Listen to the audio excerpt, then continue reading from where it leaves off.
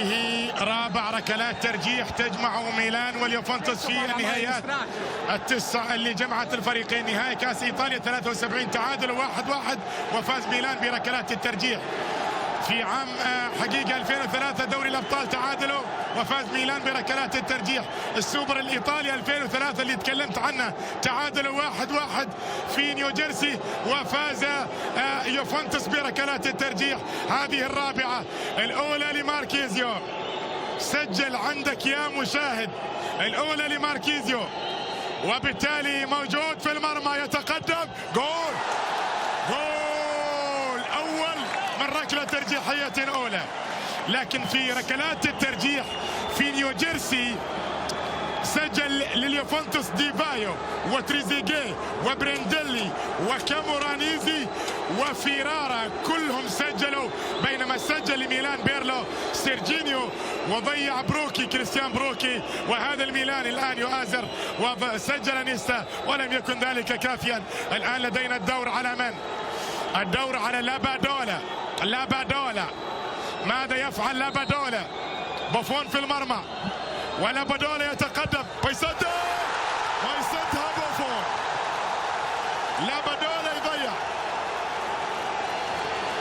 لابادولا يضيع نعم. وبالتالي شوف سددها سهلة، بالمناسبة سددها سهلة. نعم باعت وهذا العاشق المغرم للبيانكونيري. ماذا يفعل مانزوكيتش لليوفنتوس يتقدم. وهذا كيليني الحديث مع طبعا ماركيزيو اللي سجل في المرمى. موجود دوناروما ومانزوكيتش يتقدم الآن. ضربة جزاء ثانية، يسدد، يضيع قوية جدا، تصطد في العارضة وبالتالي بتضيع. هل يعود ميلان؟ من المتقدم؟ إنه بونافنتورا.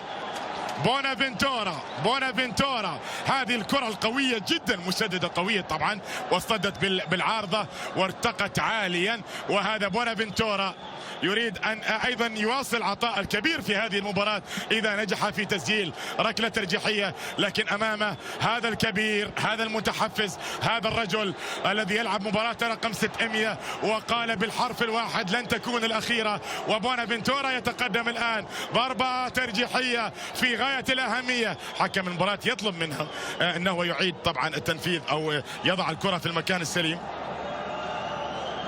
حالة ترقب كبيرة جدا في المدرجات. هل يعود لي التعادل من الركلة الثانية بعد ما ضيع لابادولا؟ يتقدم الآن وكرة بالفعل يسجل. الله، بصورة جميلة بونافنتورا.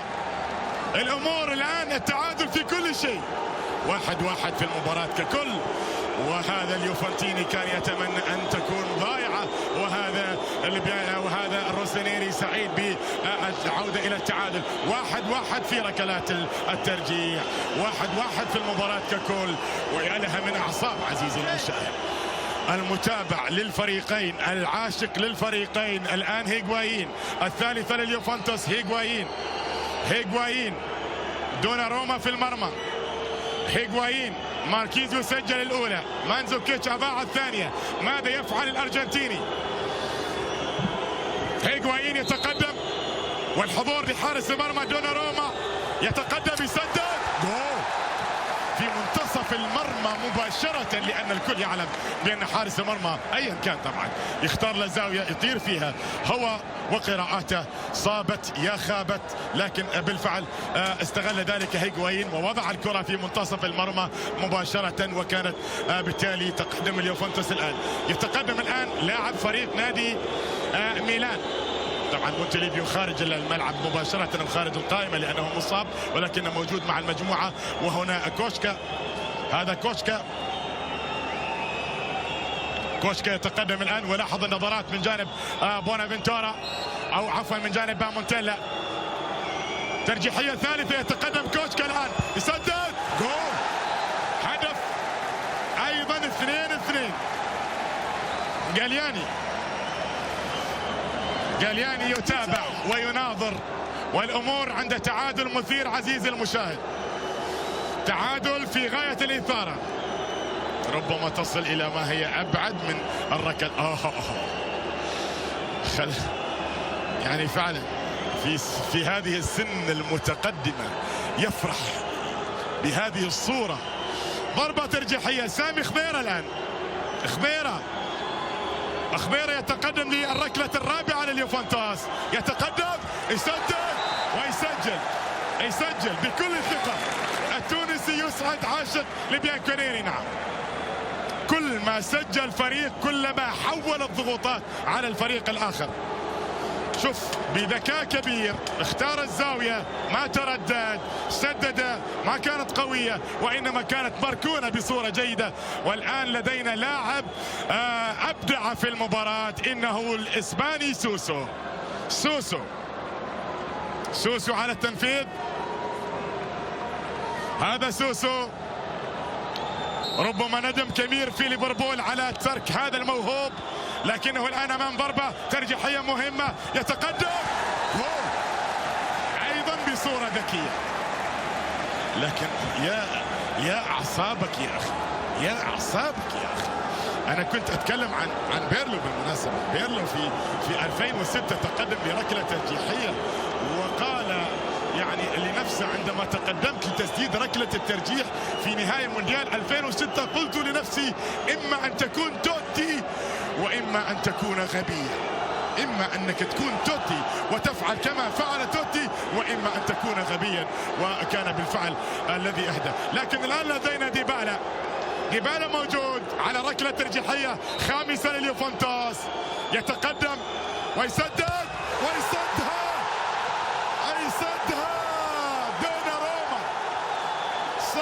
دوناروما، يا ماروتا، صدها دوناروما الكرة الماضية. وبالتالي انسجل الآن ميلان، فإن اللقب يا باساليتش يا كرواتي يا صغير سيعود لميلان يا مونتيلا بعد غياب طويل ضيع ديبالا. وبالتالي الآن باساليتش بوفون في المرمى، بطولة لميلان أم يعود اليوفنتوس؟ كرة جول! مبروك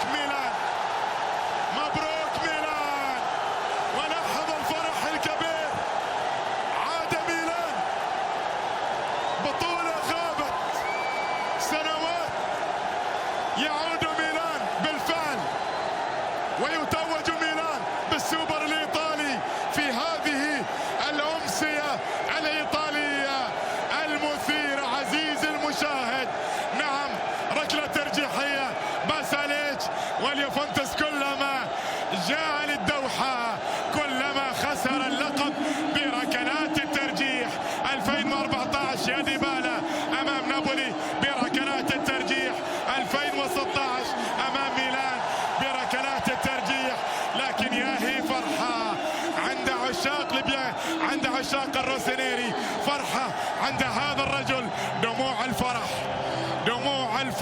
ميلان يتوج ودوناروما، مباراة أخرى خيالية. لاحظ دموع الفرح، انتظر ميلان كثيرا، انتظر ميلان طويلا، انتظر ميلان عزيزي المشاهد كثيرا، يتوج الليلة هنا في الدوحة، انتظر 5 أو 6 سنوات كاملة، وبالتالي يعود الآن هذه بطولة بعد غياب طويل. ونحظ العناق الكبير في هذه الأمسية الكبيرة. هذا باساليتش دخل في الشوط الثاني ووصل إلى الركلة الترجيحية، وهذا هيغوايين توج مع نابولي هنا في 2014، ولكنه يخسر في نفس الملعب في 2016 أمام الفريق الكبير نادي ميلان. أفراح ميلانية مستمرة، والكثير من الحزن هنا على محيا جماهير فريق نادي اليوفنتوس الذي كان يمني النفس بالبطولة الثامنة بالسوبر الثامن.